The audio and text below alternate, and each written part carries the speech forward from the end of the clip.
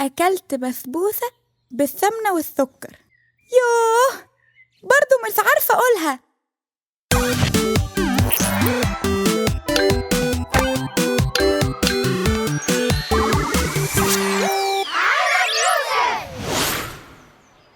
إيه ده؟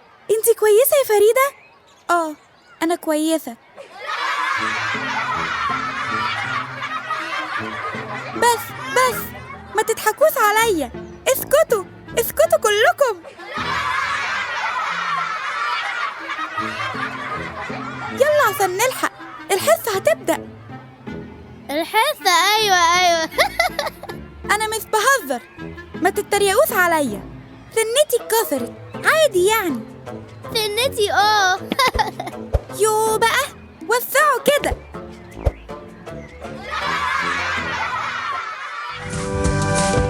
سبورة، السما صافية. يوه، مفيش فايدة، واضح إني هفضل كده، وكل لما أتكلم أصحابي هيتريقوا ويضحكوا عليا. طب أعمل إيه؟ أنا أكلمهم سد بس؟ لأ برضو. بس خلاص، أنا لقيت الحل. أنا مش هتكلم تاني أبداً. فريدة، هو أنتي زعلانة مني؟ أنتي مش بتتكلمي معايا خالص، وفي الفسحة كمان قعدتي لوحدك وما جيتيش لعبتي معانا. حد فاكر جدول الضرب؟ وعارف 6 في 6 بتساوي كام؟ فريدة، أنا عارفة إنك شاطرة، جاوبيني. فريدة، أنا عارفة إنك شاطرة، ما تخافيش، جاوبي.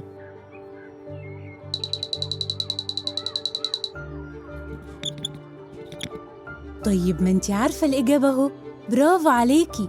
بس انتي يعني تعبانة ومش قادرة تتكلمي؟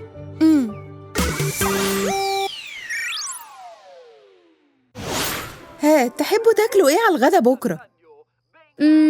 أنا نفسي في بيتزا. وأنا كمان عايزة بيتزا وفرايز. وانتي يا فريدة تحبي تاكلي ايه؟ فريدة، مالك؟ انتي من ساعة وقعت المدرسة وانتي مش بتتكلمي خالص. ايه رأيك نروح لدكتور الأسنان يصلح السنة اللي اتكسرت دي؟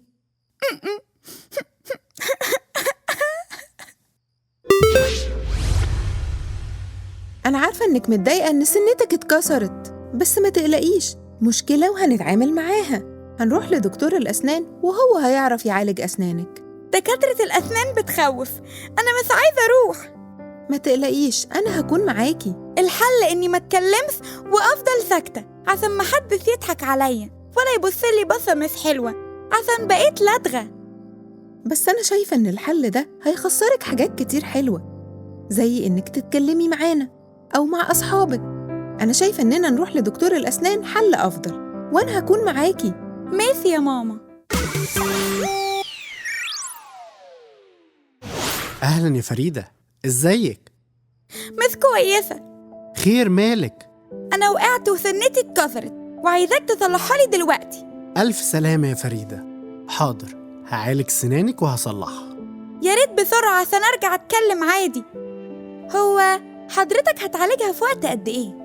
يعني تقريباً 6 شهور. 6 شهور؟ لأ، ده كتير قوي. هفضل ساكتة كل ده؟ طب بص، أنا عندي فكرة. إيه هي؟ ممكن تركب لي حاجة في بقي تخليني ما اتكلمش خالص؟ إيه الطلب الغريب ده يا فريدة؟ ليه مش عايزة تتكلمي خالص؟ عشان بقيت لدغة، والناس يا إما بتضحك عليا أو بتتريق على كلامي، ودي حاجة مضايقاني. أنا ما بقيتش عايزة أتكلم.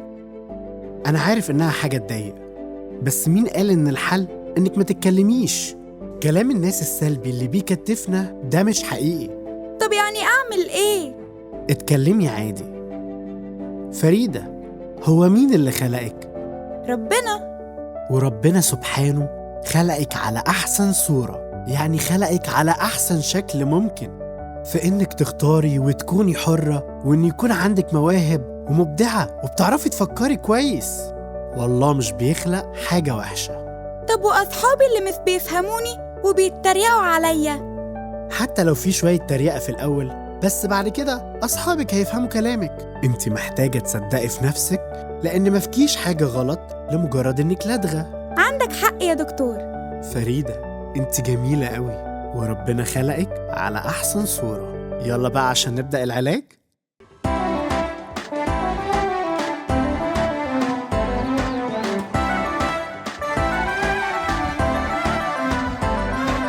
ناس كتير قالولي إني عشان أتحب كتير كتير لازم أكون دايما شطور، دمي خفيف وارد أمور، مش ببلاش هتحب لكن لازم أعمل دايما مجهود.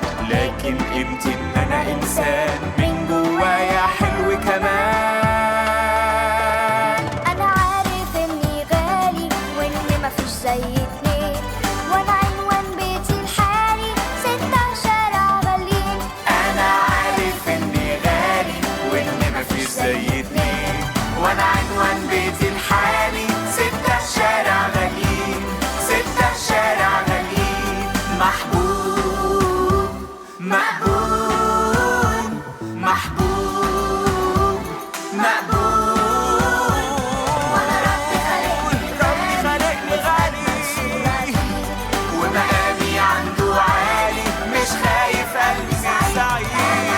ربي خلقني غالي في أجمل صورة، مش خايف قلبي سعيد، مش خايف قلبي سعيد. وأنا عارف إني غالي وإني مفيش زي اتنين، وأنا عنوان بيتي الحالي 6 شارع غاليين.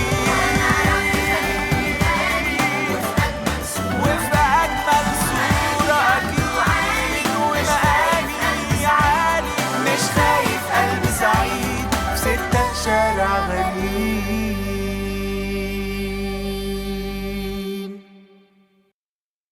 ربنا مش بيخلق حاجة وحشة، أنا جميلة وكلام الناس ممكن يكتفنا. الحل مش إني أسكت. بصوا يا جماعة، ندى بقت كأنها روبوت بنضارتها دي. انتي بقيتي ب4 عيون يا ندى. كده بقى لو الدنيا مطرت هتركبي مساحات عشان تشوفينا. ولو نزلت البسين برضو مش هتشوفنا كويس، علشان ال4 عيون هيبقوا 2. ولو نضارتها وقعت هتحتاس ومش هتشوفنا. ممكن كفاية الكلام البايخ اللي بيضايق ده؟ ما تزعليش يا ندى، النضارة جميلة عليكي. أيوة، ولونها حلو كمان.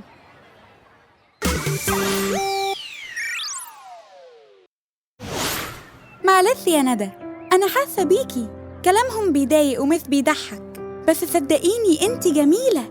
بجد يا فريدة؟ أيوة، ربنا هو اللي خلقك وخلقك على أحسن شكل ممكن، وربنا مش بيخلق حاجة وحشة، بالعكس كل حاجة بيعملها جميلة، وانتي جميلة يا ندى. شكراً، كلامك حلو يا فريدة وخلاني أحسن. بس النضارة دي عشان تحافظ على نظري، إحنا عيلتنا كلها بنضارات وأنا اخترت لون بحبه. حلوة قوي عليكي وشكلك بيها جميل.